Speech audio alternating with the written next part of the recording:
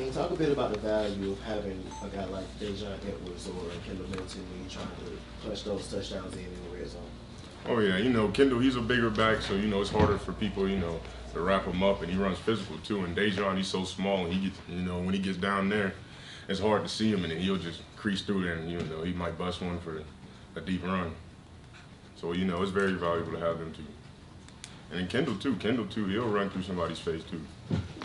Oh yeah.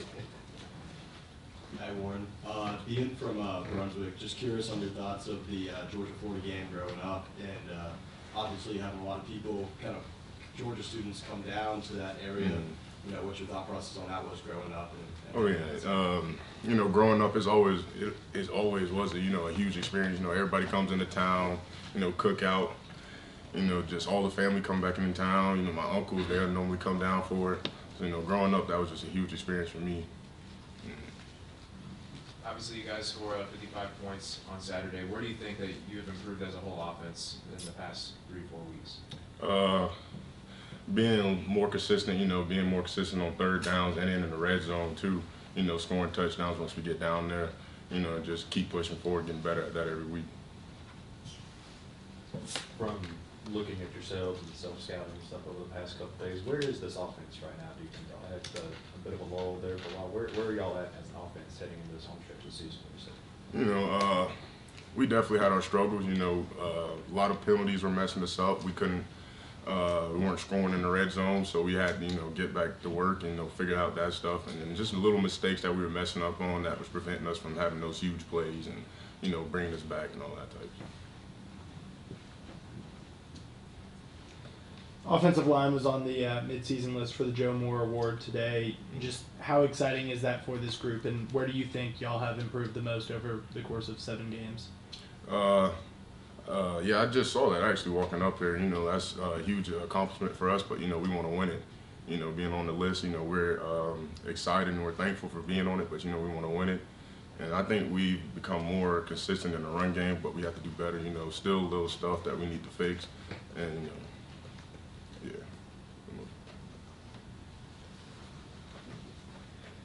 So can you talk about how much of a weapon it is to have two backs like Milton and McIntosh that have they obviously can do both in the run and the passing game, but having McIntosh in the passing game and having Milton as a threat in the run game, how much of a weapon that is to have for Georgia offense? Oh yeah, it spreads the defense out too, because you may put Kenny out there, and that drags the linebacker out, and so now he's one-on-one with Kenny. So we really like that, and then we'll have Kendall may fake it out there and run it right up the middle with Kendall. So it's a huge value. You keep mentioning like little things that are holding up back. Is that execution little things? Is it lack of focus stuff like penalties? Like what are the little things you've seen and then y'all are really focused on improving? Definitely penalties, and then technique stuff. Not taking the right step. Not having your hand when you need it, not having the correct hat placement and stuff like that, prevents us from, having big runs.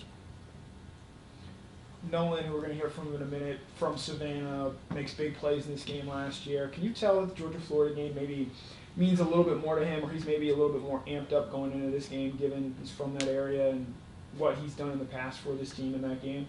Oh yeah, last year he had a great game. I think he had a strip fumble, and then he didn't catch the pick, but he tipped it, right? The Trayvon. No, Trayvon picked it, and I think he tipped it. Tipped it, and he picked it. Oh yeah, but Nolan, he plays like that every game. He's always amped up. He's always ready to play. As soon as we get in the locker room, he's talking, he's making sure everybody's locked in, and we're all ready to go.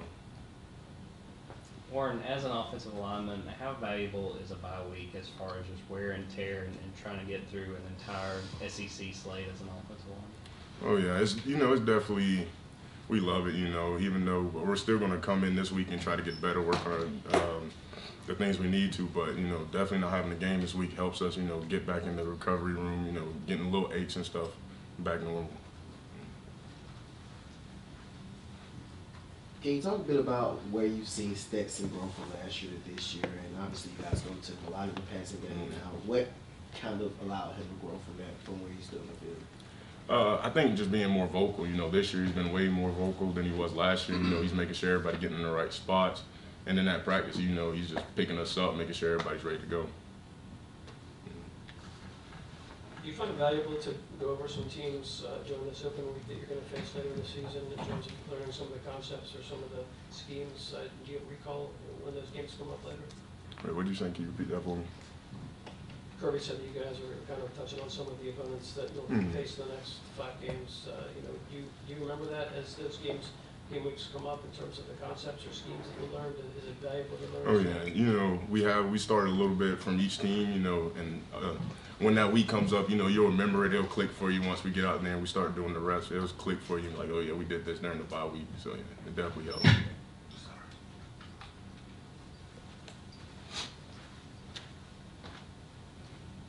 This is kind of me just being curious from a football standpoint. So obviously a blocking scheme is different from what the skilled players are doing, but how valuable is it as an offensive lineman to also know the action of the skilled players with every play? That way you know that my purpose for doing this scheme is to get this guy in this hole or something like that. How valuable is it to just know what the other players are doing, not just the offensive line? Oh yeah, it's definitely valuable. You look at Marcus Rosen, most of our big plays, he's out there blocking on the perimeter too. He's helping us block on the perimeter so we can bust those, outside zones. When they have to bounce out, he's out there blocking. So, he helps us, have big runs too. So.